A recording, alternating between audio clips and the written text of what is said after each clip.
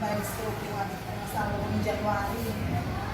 Dadalhin sana namin ng hospital sa Maynila. Kasi may nakita pa sa puso. Kaso, ano ko ng IgGL, saka yung diagnostic, saka ito, ito sa puso niya. Pinag-take ko lang na ngayon sa kakaping. Hanggang ngayon, malakas na siya. Yes! Sa akin naman po, ito. Ano po yun? Laging kumarap yun.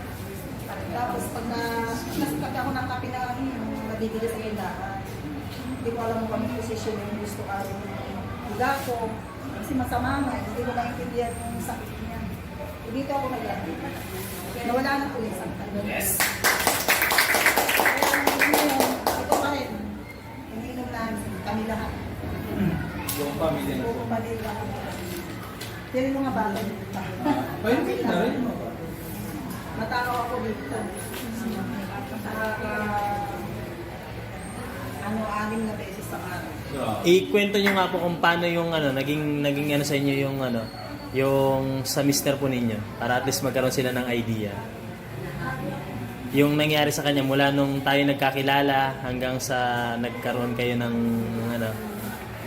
paano, 'di ba, nung siya ay may problema noon? Sa mild stroke na. Tapos, dami namin nabing yung mga gamit sa Olanda. Ngayon, nakilala ko si Catrice. Nag-gano'n na ako. Ngayon, pumasok ako dyan sa CXN. Nagpa-member na. Tapos, nung uminom na siya, nanlata rin siya eh. Nalalata rin siya dati. Healing reactions. Tapos sige lang, tuloy lang yan.